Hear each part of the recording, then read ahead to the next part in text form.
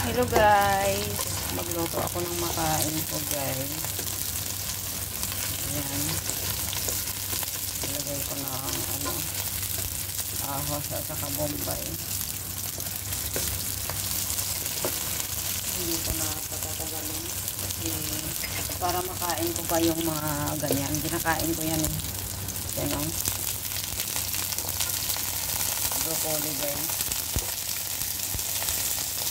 Lulutuin ko na ito lahat.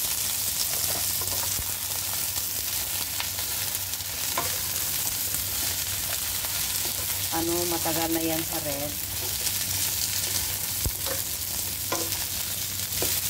Niluto ko na lahat kasi masayang sa red at saka matapon ko lang. Palagi akong walang oras sa pagluluto. Saka trabaho. Diba? Pag hindi ko yan maubos, ayan ko ng kunti ako.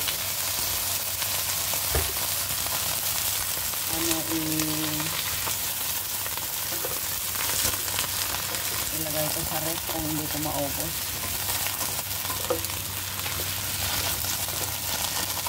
Kasi sayang.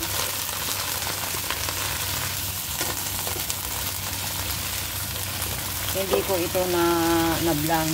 Pag magluto kasi ako ng mga gulay, kasama kong mga amo ko, binablanch pa yan bago igisa. Pag ako lang kakain, hindi na ako nagbablanch. Masarap kasi ang gulay na yung crunchy kakainin.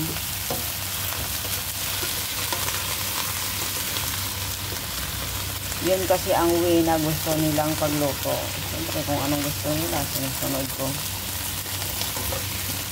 Siyempre ako lang nito kakain. So, hindi ko na binablanch. Ito yung steam ito ng ng baby broccoli. Hindi ko makain ng amo ko niyan, pinapatapon niya, ayaw niya. Hindi ko tinapon, sayang kasi ito lang talaga nagustuhan ko sa broccoli, yung baby broccoli, yung steam niya kasi malutong at saka masarap siya.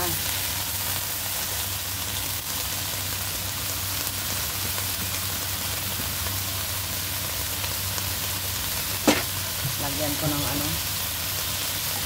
hindi ko nalagyan ng yung dark soy sauce.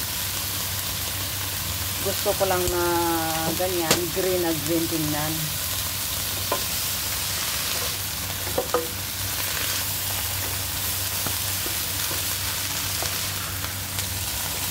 Pagkasama kong mga amo ko, gumagawa na ako ng sauce para pagpalagay dito. At saka nilagyan ko ng maraming dark soy sauce yan para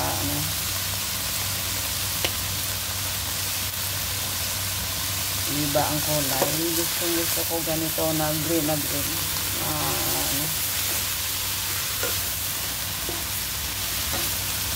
Broccoli. Masarap tingnan, masarap kainin.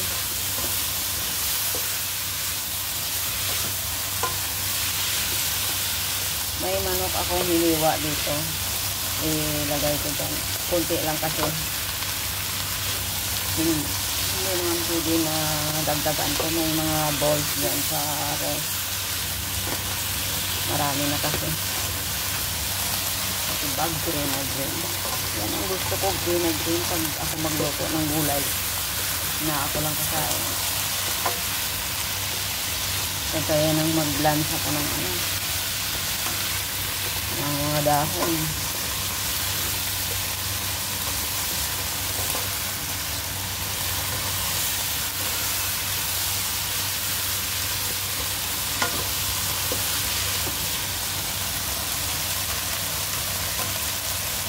Lagyan ko lang mamaya ng kunting awag na yung ba eso para green pa talaga ang kulay niya.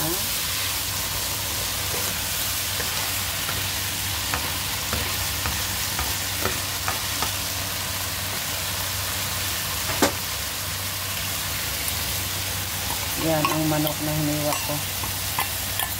Na ano ko na yan.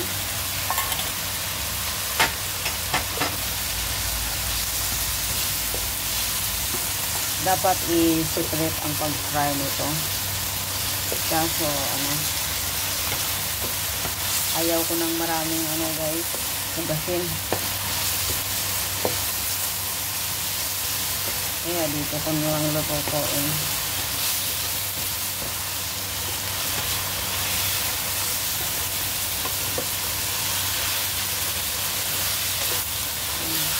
Konting manok, inubos ko na ang natira. Yung isang pa kasi inubos ko niluto yun yung pag-fry ko ng ano, celery at cauliflower.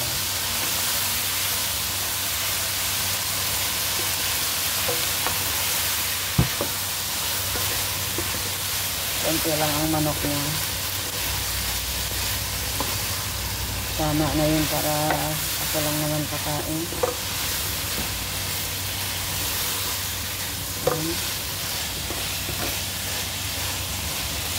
Tikman ko muna kung